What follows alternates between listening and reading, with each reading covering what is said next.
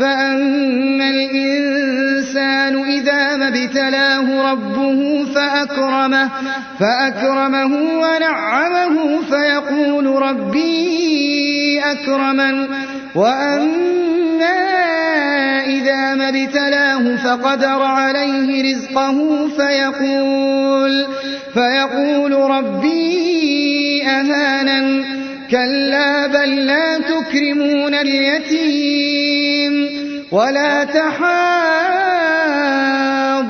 على طعام المسكين وتأكلون التراث أكلا لما وتحبون المال حبا جما كلا إذا دكت الأرض دكا دكا وجاء ربك والملك صفا صفا